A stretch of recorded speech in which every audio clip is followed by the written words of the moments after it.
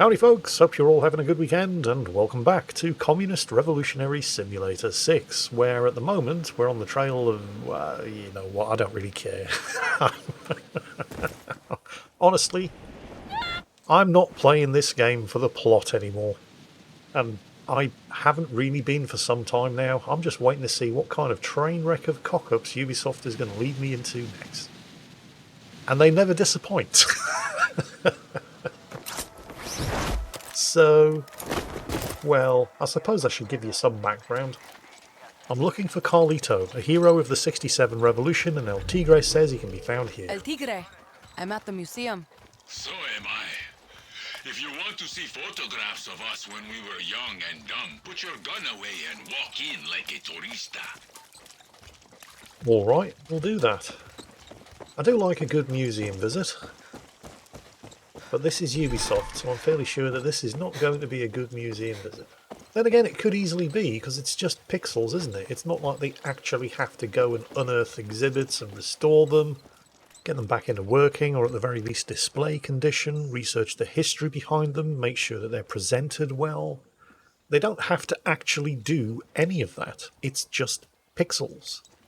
So I'm going to be really disappointed if this museum is just a bunch of tatty old relics that don't really have anything to do with the revolution, presented in shitty display cabinets with no real thought, effort, care or attention.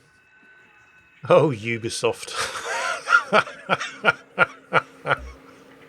I know you so well. Believe it or not, I have actually pressed E to interact with this exhibit of somebody's umbrella. I was curious as to exactly what an umbrella had to do with the 1967 revolution, but despite the fact that I've pressed the button that says information, at normal game volume you can't really hear what it is that they're saying. I'm sure you're all probably aware if you've been following my channel for any length of time, but I've been to some great museums. I've been to some of the best museums in the world, and I wasn't expecting the best museum in the world, but even though the bar had not been set very high at all, Ubisoft still failed to reach it. Still, let's give it a chance. Maybe it'll get better. Yeah, it doesn't get any better. Honestly, I've been to museums in abandoned whaling stations in the South Pacific, hundreds of miles from anywhere that were better than this. Oh, a tank. Hang on, it's got Carlito on its...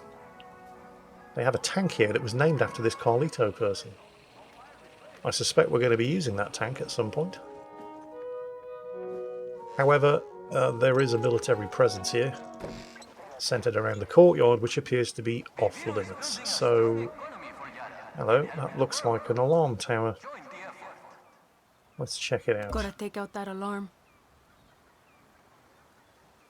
Yep, that is an alarm tower. Nobody's watching. Silence pistol. No more soldiers here. One alarm remaining. Alright. Holster the weapon. Let's see if we can find the other alarm. Usually you can tell where the alarm towers are, because there's a tower, or at least a big pole, with a flashing light on top, and at the bottom of which there's an alarm panel. Shoot the alarm panel from a distance, or get up to it and deactivate it manually. But I'm not seeing anything. Also, there's some loot in here. Not seeing anything up there. Also not seeing any other guards. I'm guessing they're all in the central courtyard. I can't see anything from back here, too many trees in the way. So I'm going to need to get up there. Okay. Hey, Chorizo. Oh, there's some goodies here. I'll grab those.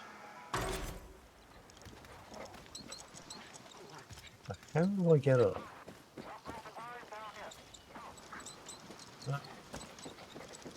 Oh, there was an upstairs to this museum. Back this way. Here we go. Right. Another guest. Oh. Buenas. Security. Alright. Time to get serious.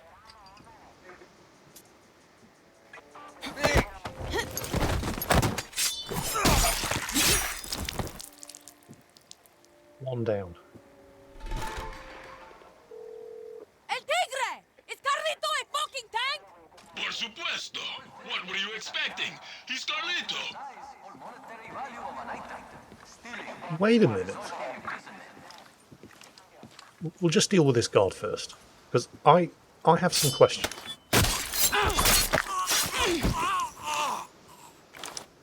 So, when El Tigre said that his friend Carlito, hero of the 67 Revolution, was being held at the Museum of the False Revolution, I assumed that he meant that we were going to find him locked up in the basement or something.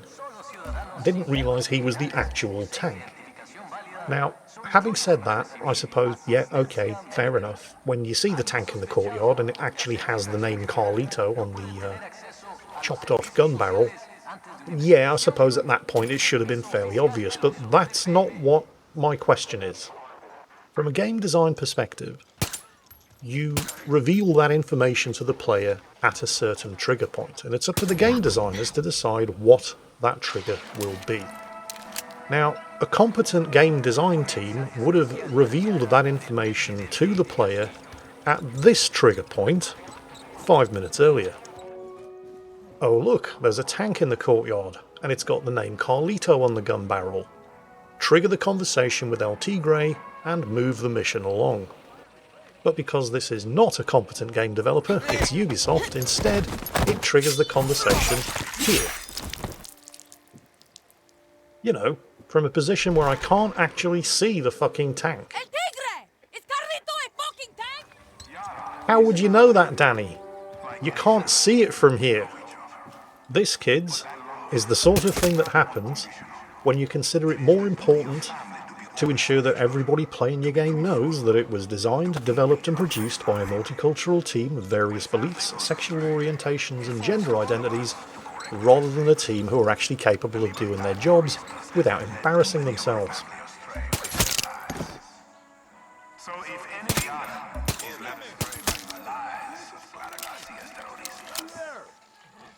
Carlito's busted. I can't exactly carry him out of here. Here's another example of the sort of thing that I'm talking about. If you're looking at the on-screen text, it's apparent that Danny is having a conversation with El Tigre, who just turned up in the middle of the fight before I'd gotten rid of all of the guards. Except you can't actually hear El Tigre's side of the conversation. Apparently Danny can, because she's continuing the conversation with him despite the fact that nobody can actually hear him because he's too far away. You know, the game is riddled with stuff like this. And I'm kind of glad that it is. Because, I mean, I wasn't expecting Assassin's Creed Odyssey. Lightning rarely strikes twice. Baby Tigre, let's go! Fix up Carlito and blast open the gates! Because if the people who'd made Assassin's Creed Odyssey had been responsible for Far Cry 6, it probably wouldn't have been as good as Assassin's Creed Odyssey. Like I said, lightning rarely strikes twice, but it would have been pretty damn good. Unfortunately, they didn't make Far Cry 6. And that being the case, I think the best that we could have probably hoped for from Far Cry 6 was that it would have been just another generic, by-the-numbers Ubisoft open-world game. And that would have just been, well, as boring as Watch Dogs Legion. Thankfully, it isn't even that good. And for that, I'm actually grateful, because this game is so bad, it is genuinely entertaining. This will work.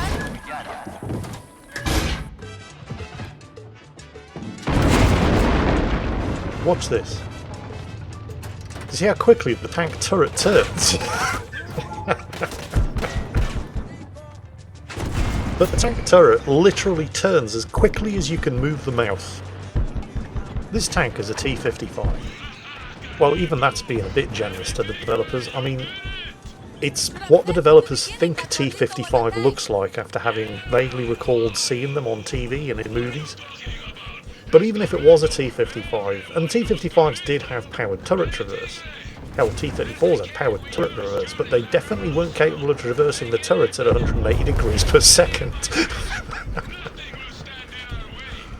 Also, it takes more than one person to drive a tank. Well, it takes one person to drive a tank, but it's physically impossible for somebody sitting in the driver's position to load and fire the gun.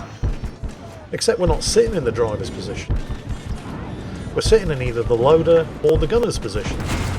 Well, we can't be sitting in the loader's position because the loader doesn't have the fucking viewport. So we're either sitting in the commander or the gunner's position. And if that's the case, who's driving the fucking tank?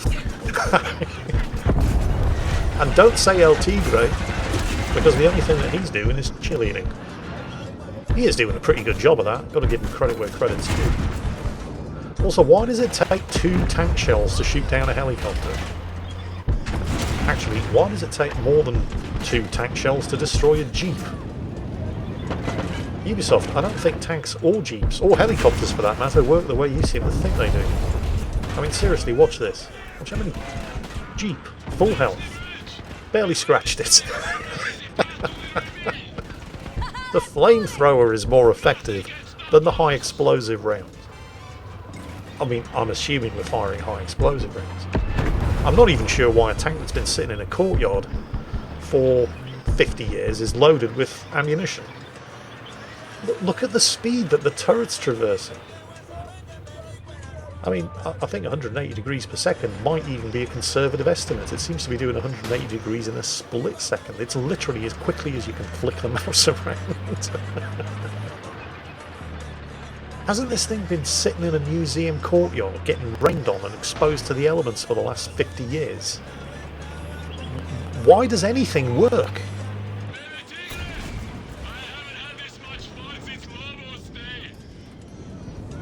Here's the thing, though.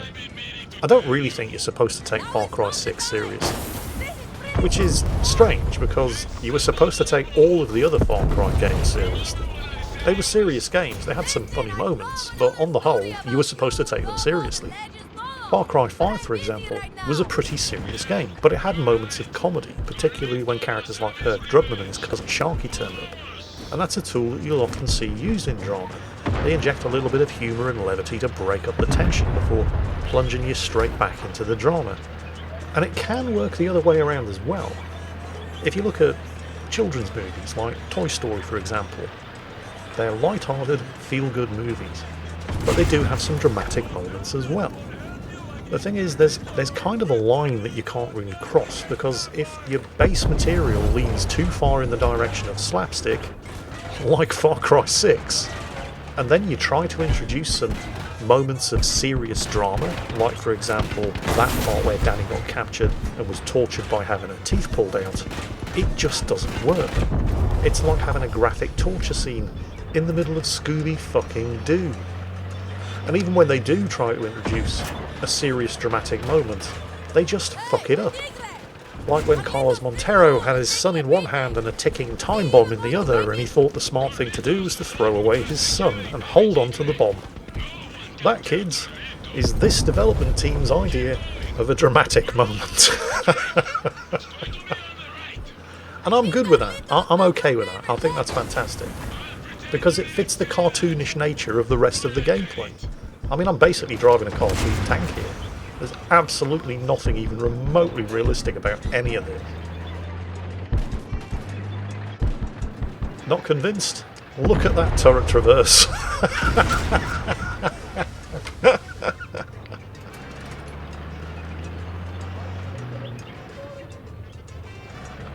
Wait, what? Get the camouflage ready. We're driving the tank into a cave. That's the plan, is it? Drive the tank down a river, get it into a cave, and then camouflage the cave entrance. That's going to work, is it? Oops. Walk it off, big girl. You'll be fine. I'm sure this plan's going to work.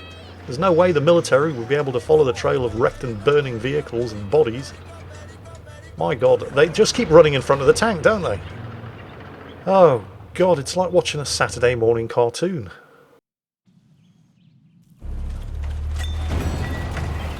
Wait, hang on. If El Tigre's in the hatch and I'm standing on the hull, who's driving the tank there? It probably doesn't pay to ask these kind of questions in Far Cry 6.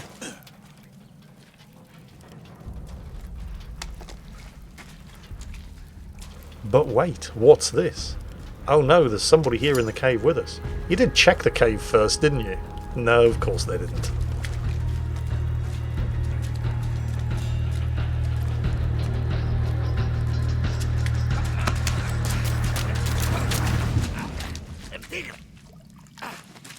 So you came. What the fuck is he doing here? I wanted him to see Carlito for himself. Mi compay. How many years since you've been down this mountain? Too many. Carlito and we have a lot of good memories. Time to make some new ones. He's going to betray us. You should join us, hermano. He's going to betray us. War is over. When we are all free. I don't trust him. Hey, come. Come on, it's gonna be good. I'm good. Come on. I mean, I might be wrong, but that's the cartoon level of characterization that I've come to expect from Far Cry 6 so far. And you'll be delighted to know that we are now in the clear. Castillo's special forces have lost our trail. They are apparently completely incapable of following a trail of wrecked and burning vehicles 30 meters from the last wrecked and burning vehicle to the cave where we're hiding the tank. Ah, but Jingles, they have camouflaged the mouth of the cave. Have they, though? Let's just go and check on that, shall we? Let's just test that theory. Nope. Not only have they not camouflaged the cave entrance, they've actually illuminated the cave entrance with a couple of burning torches. Ladies and gentlemen, boys and girls, I give you Far Cry 6.